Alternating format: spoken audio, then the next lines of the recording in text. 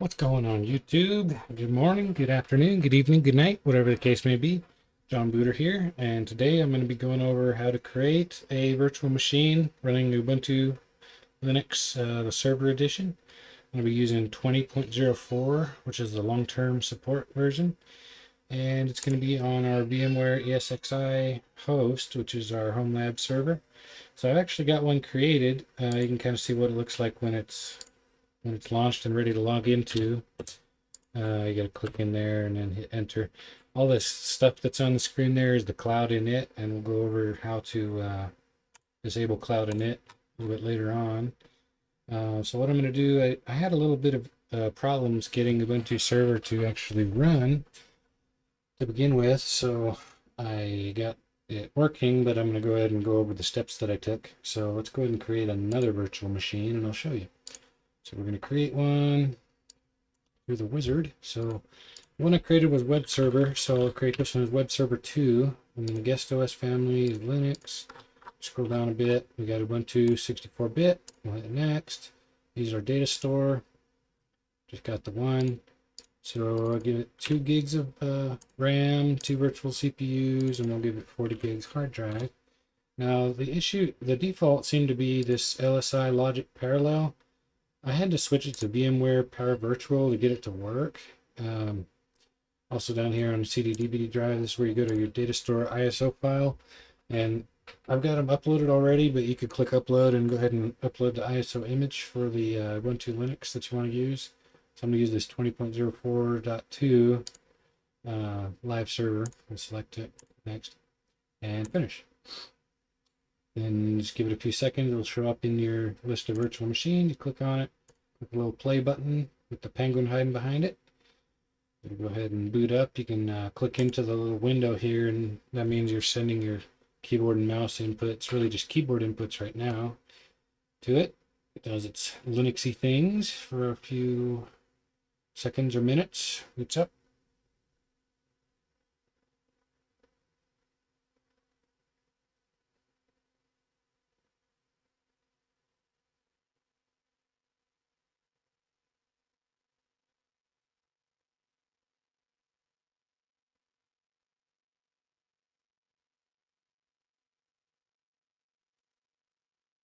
Alrighty, so we got English as the language.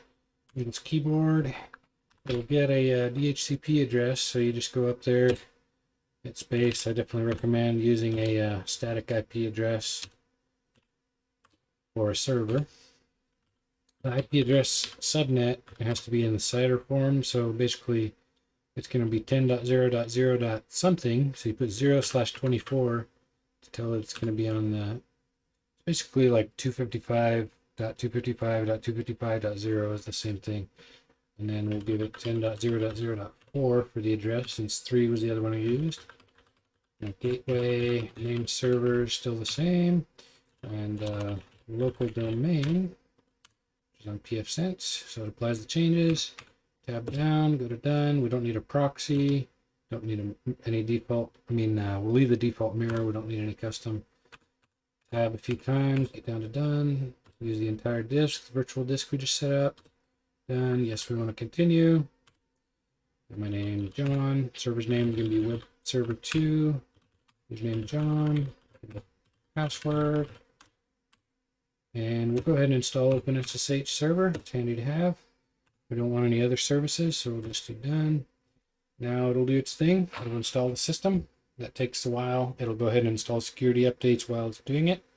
So I'll just plan to fast forward through all that.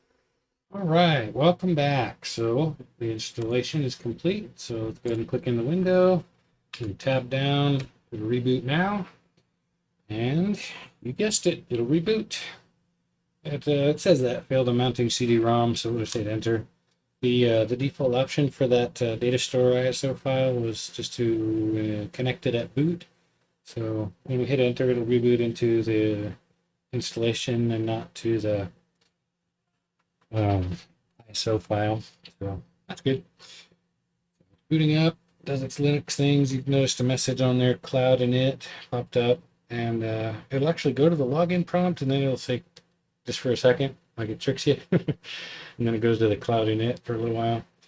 When it's done moving and showing all the text on the screen, that's where you can basically